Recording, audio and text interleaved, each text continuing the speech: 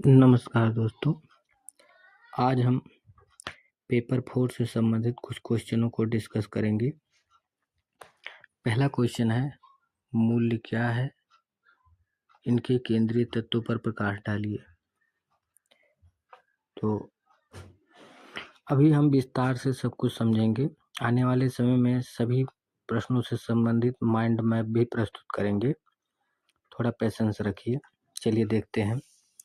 तो मूल्य से अभिप्राय उन आदर्शों, मान्यताओं और सिद्धांतों से है जो किसी व्यक्ति, समाज, संस्कृति के आचरण को दिशा और प्रेरणा प्रदान करते हैं।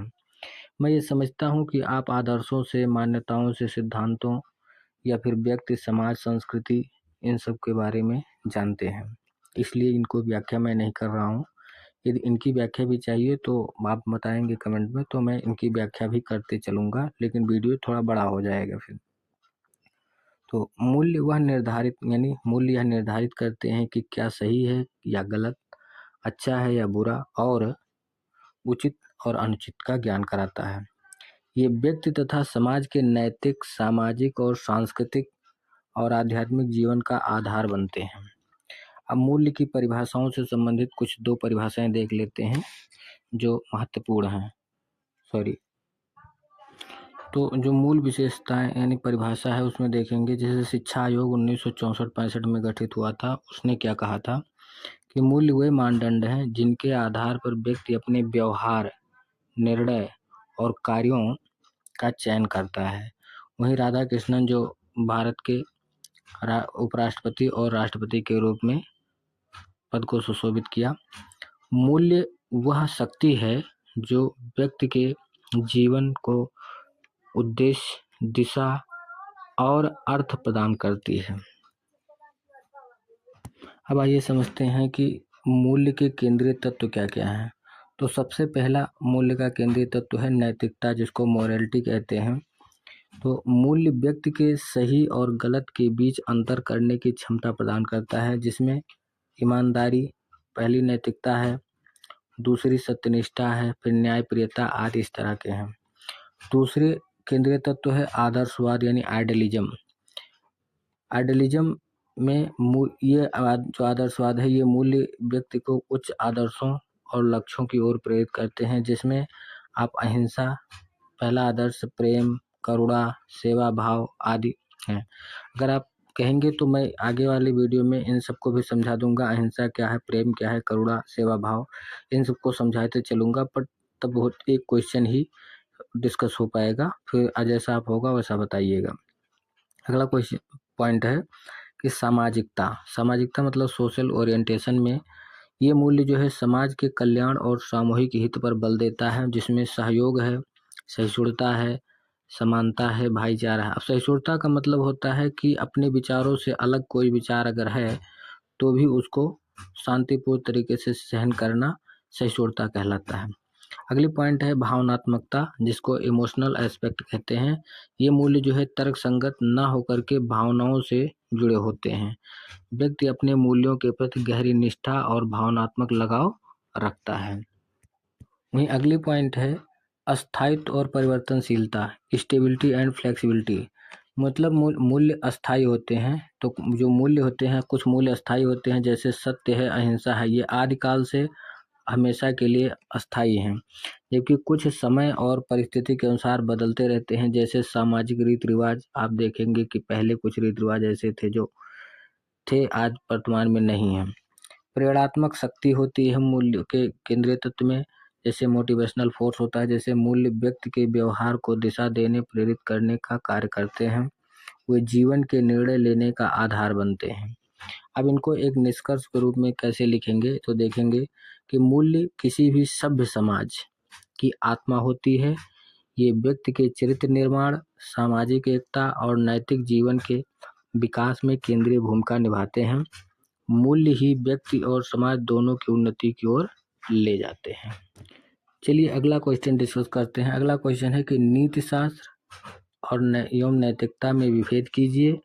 नीति शास्त्रीय कार्यों के निर्धारक तत्वों की व्याख्या कीजिए। तो अब इनके निर्धारक तत्व पहले देखेंगे, दोनों में डिफरेंस क्या क्या है, फिर उसके बाद इसके कार्यों के निर्धारक तत्व देखेंगे। तो देखेंगे तो नीति शास्त्र और नैतिकता में अंतर। आधार देखेंगे क्या है, फिर नीति शास्त्र, एक तो फिर नैतिकता। तो पहला है अर्थ की दृष्टि से। आधार अर्थ है तो नीति शास्त्र वह दार्शनिक अनुशासन है जो मानव के अच्छे बुरे, सही गलत कर्मों का तर्क संगत अध्ययन करता है। वहीं जो नैतिकता है वह व्यक्ति या समाज द्वारा व्यवहार में अपनाई जाने वाली आचरण संबंधी मान्यताएं हैं। स्वरूप क्या है दोनों का, तो जो नीति शास्त्र है वो सैद्धांतिक है, जो सिद्धांतों का अध्ययन करता है। वहीं जो आपका ये है क्या है, ये व्यवहारिक है, यानी प्रैक्टिकल जीवन में वास्तविक आचरण को दर्शाती है।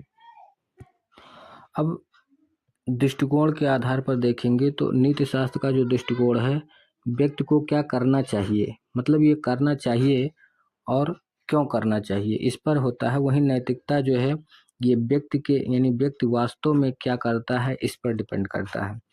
अगला आधार है, जो आधार है तो नीति शास्त्र का जो आधार है वो तर्क, विचार और दर्शन पर आधारित है। और वहीं जो यानी जो नैतिकता है वो आपका समाज की परंपराओं, धर्म और संस्कृति पर आधारित होता है।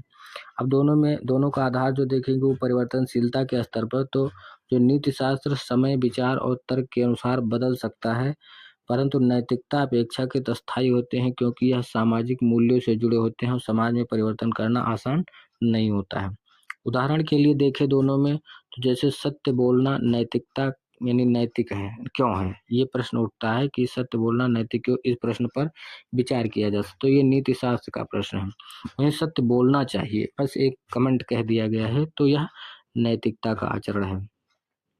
संक्षेप में ऐसे कह सकते हैं कि जो नैतिकता है वो व्यवहार का मार्ग है, जबकि नीति शास्त्र उस मार्ग का अध्ययन है। ठीक, वहीं नैतिकता जीवन का आचरण है तो नीति शास्त्र उस आचरण का दर्शन है। समझना कि जो नैतिकता जो है व्यवहार का मार्ग है, यानी प्रैक्टिकल जीवन से संबंधित है। नीति शास्त्र जो उस मार्ग का अध्ययन है, कुल मिला के स्टडी है उसका। नैतिकता जीवन का आचरण है जो जीवन जीते हैं, और वहीं नीति शास्त्र जो है उस आचरण का दर्शन है, उस किस विचार पर हम चल रहे हैं। अगली पॉइंट है नीति शास्त्रीय कार्यों के निर्धारक तत्व। जो ये नीति शास्त्रीय कार्य हैं उनका जो निर्धारक तत्व है उनको देखेंगे। तो किसी कार्य के नीति परक, यानी नैतिक और अनैतिक, यानी एथिकल मानने के लिए कुछ प्रश्न है, जैसे उद्देश्य के आधार पर जिसका इंटेंशन या मोटिव क्या है।